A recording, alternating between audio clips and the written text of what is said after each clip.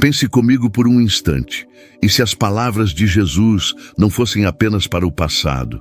E se as lições do Mestre ainda revelassem hoje os segredos mais profundos sobre a vida, a alma e o mundo espiritual?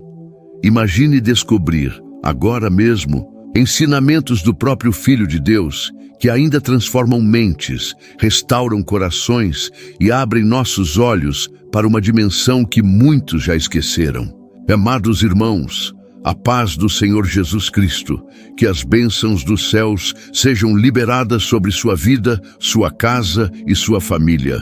Que o Espírito Santo te envolva neste momento com consolo, sabedoria e discernimento espiritual. Eu sou do canal Oração e Histórias de Bênçãos, e hoje trago algo que, se você receber com fé, pode mudar a sua maneira de enxergar o mundo. Seja muito bem-vindo ao nosso canal. Se você é novo aqui, já se inscreva agora, ative as notificações, deixe o seu like e compartilhe este vídeo com alguém que precisa ouvir a palavra. E não se esqueça de comentar aqui embaixo. Eu estou comprometido com a verdade, que é a palavra de Deus, conforme João capítulo 17, versículo 7.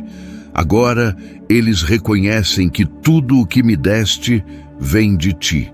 Hoje vamos mergulhar em 7 lições de Jesus que não apenas transformaram o mundo há 2000 anos, mas que ainda hoje revelam realidades espirituais poderosas que muitos têm ignorado. E eu te faço um pedido. Fique até o final, porque a 7ª lição é a mais poderosa de todas. Ela tem o potencial de abrir os olhos espirituais de quem a compreender. Mas antes, eu te pergunto, você está realmente vivendo como Jesus ensinou, ou você apenas conhece as histórias? Vamos juntos descobrir como cada lição do nosso Senhor Jesus revela não apenas o que Ele fez, mas quem Ele é e como Ele continua agindo em nossos dias. Em Mateus capítulo 6, versículo 33, Jesus declarou: Buscai, pois, em primeiro lugar, o reino de Deus e a sua justiça, e todas estas coisas vos serão acrescentadas. Essa não é uma sugestão, é uma ordem divina, uma chave espiritual. Jesus está dizendo: pare de correr atrás do que é visível e comece a buscar o que é eterno. Nosso Senhor sabia que o coração humano tem a tendência de se prender ao material, comida, roupa, sucesso, dinheiro, mas Ele veio nos ensinar uma lógica celestial. Quem prioriza o invisível, recebe do visível tudo o que precisa. Hoje, em um mundo obcecado por likes, status, segurança financeira e aparências, essa lição de Jesus se torna mais urgente do que nunca.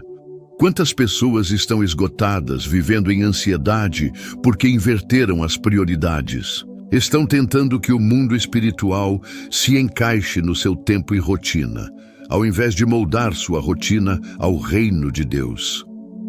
Jesus revela aqui que existe um mundo acima deste mundo, um reino eterno, invisível aos olhos humanos, mas real aos olhos da fé.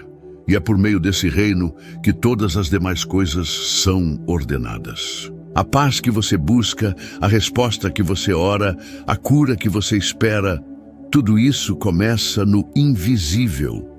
O teólogo e arqueólogo Rodrigo Silva, ao estudar os manuscritos do Novo Testamento e os contextos históricos de Israel, aponta que, quando Jesus falava sobre o reino de Deus, ele não se referia a um lugar geográfico, mas a uma realidade presente, ativa, espiritual e que invade o agora. Isso muda tudo. Por isso, meu irmão, minha irmã, reflita comigo. O que você tem buscado, em primeiro lugar? O que ocupa seus pensamentos ao acordar e ao dormir? Você tem priorizado o reino ou as necessidades do dia? Muitas vezes, achamos que orar 5 minutos já basta, que ler um versículo aleatório é suficiente, mas Jesus ensinou um estilo de vida, uma espiritualidade profunda, contínua, onde o reino de Deus não é apenas buscado aos domingos, mas em cada respiração. E veja a promessa: e todas estas coisas vos serão acrescentadas. Ele não disse talvez. Ele não disse algumas. Ele disse todas. O que você precisa hoje? Uma porta de emprego, uma direção para a sua família, uma cura no corpo ou na alma. Jesus afirma que tudo isso é acrescentado quando você coloca o reino em primeiro lugar. E aqui está o mistério espiritual. Quando você prioriza a presença de Deus, você ativa uma ordem sobrenatural que começa a trabalhar em seu favor. O que parecia trancado se abre. O que parecia longe se aproxima. Não porque você forçou, mas porque você confiou. Pergunte-se: estou vivendo para o reino ou para mim mesmo? E mais, será que minha espiritualidade está baseada em uma fé viva ou em tradições mortas? Meu querido irmão, minha querida irmã, essa é apenas a primeira lição. Ainda temos mais 6 verdades poderosas pela frente. E a última, repito, é a mais transformadora. Não perca. Se você está sendo abençoado por essa palavra, escreva nos comentários: eu escolho buscar o reino de Deus em primeiro lugar. E agora, antes de irmos para a próxima lição, quero te fazer um convite especial. Assista aos vídeos que estão aparecendo aqui na tela. Um deles revela a verdade por trás de uma das frases mais misteriosas de Jesus. O outro te ajuda a identificar quando Deus está tentando te dar um sinal e você não está percebendo. Esses conteúdos são a continuação do seu crescimento espiritual. Não deixe de assistir. E se ainda não se inscreveu, clique agora no botão vermelho. Junte-se à nossa família de fé e compartilhe essa palavra com pelo menos 3 pessoas. Quem compartilha a palavra, compartilha a vida. Amado irmão, pare agora e pense. Quantas vezes você já guardou mágoa no coração? Quantas vezes alguém te feriu tão profundamente que você pensou: eu nunca vou esquecer o que me fizeram? Pois Jesus, pendurado em uma cruz, traído, espancado e abandonado, proferiu uma das frases mais espiritualmente impactantes da história humana: Pai, perdoa-lhes, pois não sabem o que fazem. Lucas capítulo 23, versículo 34. Essa não é apenas uma frase bonita, é uma chave, uma revelação do coração de Deus. Jesus está ensinando que o perdão não é uma emoção, é uma decisão. É um posicionamento espiritual que nos liberta do veneno que o outro plantou. Quando você perdoa, você quebra correntes invisíveis. Você tira do inimigo a permissão para permanecer ativo na sua vida. O ressentimento, a mágoa, o rancor, tudo isso é brecha espiritual. E Jesus sabia disso. Por isso, mesmo na dor, ele liberou perdão. Rodrigo Silva nos lembra que nos manuscritos gregos, a palavra usada para perdoar aqui é aphiemi, que significa literalmente deixar ir, libertar. Isso muda completamente a visão religiosa que muitos têm. Não se trata apenas de aceitar o erro do outro, mas de romper com o controle que aquele mal exercia sobre você. Jesus não estava apenas nos ensinando a perdoar. Ele estava nos mostrando o poder espiritual do perdão, porque quem perdoa se conecta com o céu. Quem guarda rancor se conecta com o inferno. E vamos ser honestos, quantas pessoas hoje vivem doentes emocionalmente, espiritualmente, até mesmo fisicamente, por não conseguirem liberar perdão? A Bíblia diz em Efésios capítulo 4, versículo 26. Não se ponha o sol sobre a vossa ira. Isso é um alerta, porque a ira não tratada se transforma em raiz de amargura. E a amargura é como uma ferrugem na alma, silenciosa, corrosiva, destrutiva. Então, eu te pergunto, a quem você precisa perdoar hoje? Quem ainda ocupa um espaço no seu coração que deveria estar reservado apenas para Deus? Talvez seja um pai que te abandonou, uma mãe que te feriu, um amigo que te traiu. Seja quem for, libere o perdão. Não espere sentir vontade. Faça isso como Jesus, em obediência ao Pai. Porque quando você perdoa, você não está dizendo que a pessoa estava certa. Você está dizendo que você escolhe ser livre.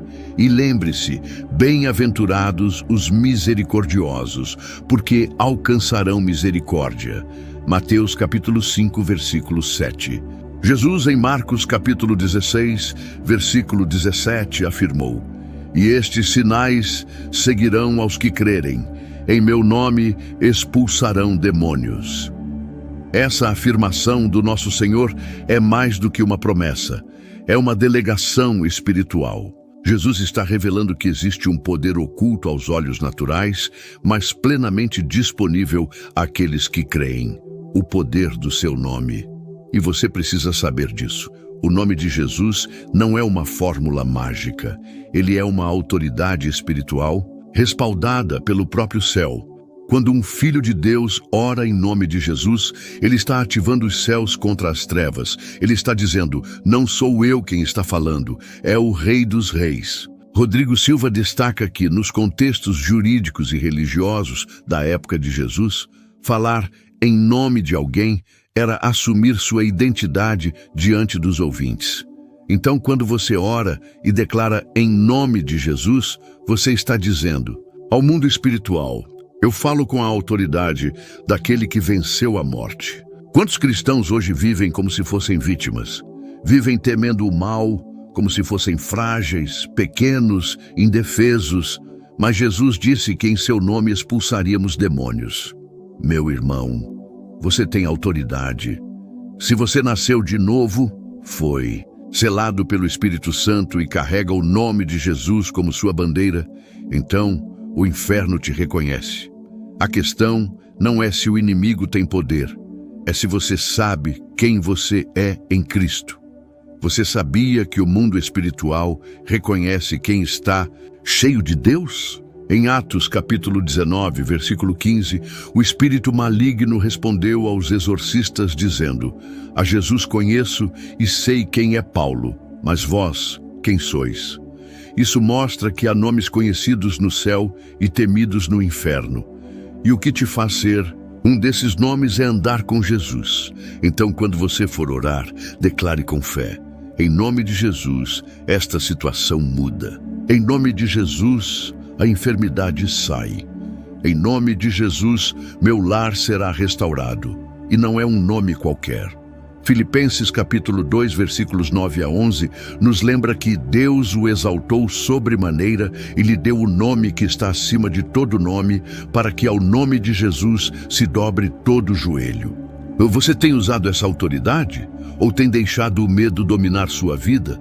Está na hora de lembrar que o nome de Jesus não é uma palavra, é uma chave, uma espada, uma fortaleza, um fogo consumidor. Meu irmão, minha irmã, essas duas lições, o poder do perdão e a autoridade do nome de Jesus, podem transformar completamente a sua vida espiritual se você as praticar com fé e obediência. Não estamos aqui para apenas admirar as palavras de Jesus.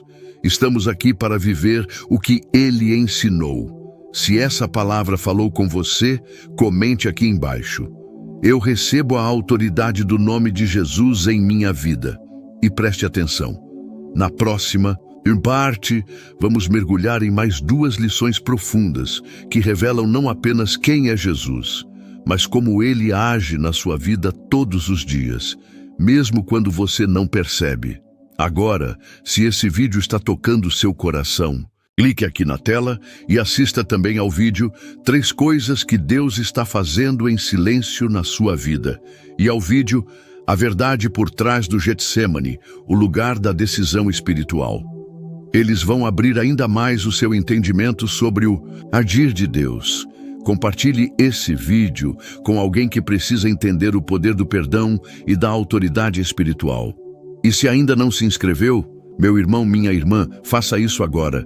Aqui no Oração e Histórias de Bênçãos, você encontra direção espiritual, alimento para a sua fé e revelações que te conduzem à presença de Deus.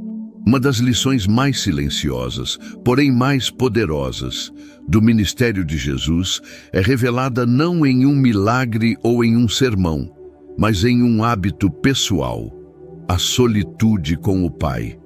Em Marcos, capítulo 1, versículo 35, lemos: "E levantando-se, de madrugada, ainda escuro, saiu e foi para um lugar deserto e ali orava." Agora escute com atenção. Jesus, o Filho de Deus, aquele que tinha toda a autoridade, que curava os enfermos, ressuscitava mortos e ensinava com sabedoria divina, ainda assim separava tempo para estar sozinho com o Pai. Ele não fazia isso por ritual. Ele fazia por relacionamento. Ele fazia por dependência espiritual. E aqui está a grande chave para você hoje. Quanto mais ocupado você estiver, mais você precisa orar. Quantas vezes o dia passa, as demandas se acumulam, as notificações do celular gritam por atenção e a gente esquece do essencial. A presença de Deus. A solitude é o lugar onde Deus fala sem ruídos, onde o Espírito Santo revela segredos do céu, onde a identidade é restaurada, onde feridas são curadas antes de se tornarem traumas. Você percebe o contraste? Jesus era cercado por multidões, mas nunca deixava de estar cercado por Deus. Ele fazia milagres diante de todos, mas recebia força quando estava sozinho. Isso é profundo demais.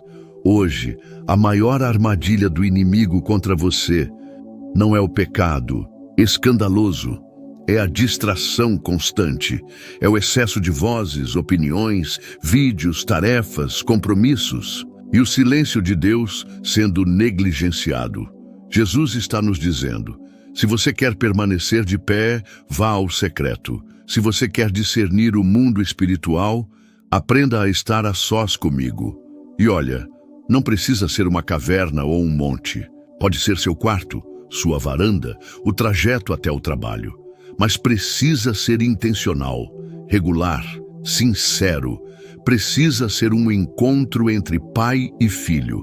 Se você quer força espiritual, discernimento, paz, direção, então a lição de Jesus é clara: busque a solitude com o Pai. Essa lição toca em algo que muitos evitam: a espiritualidade prática. Em Mateus capítulo 25, versículos 35 e 36, Jesus diz: "Porque tive fome, e me destes de comer. Tive sede, e me destes de beber. Era estrangeiro, e me acolhestes. Estava nu, e me vestistes. Adoeci, e me visitastes. Estive preso, e fostes ver-me." Preste atenção. Jesus está dizendo que quando cuidamos do outro, estamos cuidando dele. Ele está revelando aqui uma dimensão profunda da espiritualidade. A fé que se manifesta em ação. Não adianta falar em línguas e ignorar o irmão com fome. Não adianta jejuar e desprezar o próximo em necessidade. A espiritualidade que agrada a Deus é encarnada, visível, prática, compassiva. Quantas vezes deixamos de lado alguém que precisava apenas de uma palavra? Quantas vezes fechamos os olhos para não ver o necessitado? Achamos que ajudar é responsabilidade da igreja, do governo, de qualquer outro, menos nossa. Mas Jesus diz: "Você me viu com fome e me alimentou, me viu doente e me visitou." E então os justos perguntam: "Senhor, quando te vimos assim?" E ele responde: "Em verdade vos digo que sempre que o fizestes a um destes meus pequeninos irmãos, a mim o fizestes." Mateus 25:40. Isso é revolucionário, porque tudo o que fazemos por amor ao próximo, fazemos como se fosse ao próprio. Jesus. Rodrigo Silva uma vez comentou que a espiritualidade de Jesus não se limitava ao templo, mas transbordava nas ruas. É por isso que ele tocava os leprosos, acolhia prostitutas, sentava com pecadores, porque a verdadeira fé não exclui. Ela abraça, ela serve, ela cura. Você quer viver a espiritualidade de Cristo? Então cuide do outro, doe, ore com alguém. Sirva com alegria. Seja a resposta para a oração de alguém. Não precisa de muito. Às vezes, um olhar, um gesto, um café quente, um bilhete de encorajamento são atos proféticos quando feitos com amor. E lembre-se, a espiritualidade de Jesus não é passiva, é ativa. Ela se move em direção à dor do outro. Ela transforma lágrimas em esperança. Ela reflete o coração do Pai em gestos humanos. Meu irmão, minha irmã, essas duas lições, a solitude com Deus e o cuidado com o próximo, são mais do que hábitos de um mestre. São marcas de quem deseja viver a espiritualidade de Jesus hoje. Agora eu te convido, escreva aqui nos comentários o nome de alguém que você deseja abençoar com oração. Vamos interceder juntos. E se essa palavra tocou seu coração, declare nos comentários: eu quero viver a espiritualidade prática de Jesus. E não pare por aqui. Se esse conteúdo te edificou, assista também ao vídeo Como Ouvir a Voz de Deus no Silêncio e ao poderoso ensino O que realmente acontece quando você ora sozinho. Eles vão te levar a um novo nível de intimidade com o Pai. Se inscreva agora mesmo no canal, ative as notificações e compartilhe com 3 pessoas que você ama. Aqui, no canal Oração e Histórias de Bênçãos, você recebe direção, consolo e crescimento espiritual com profundidade e fé.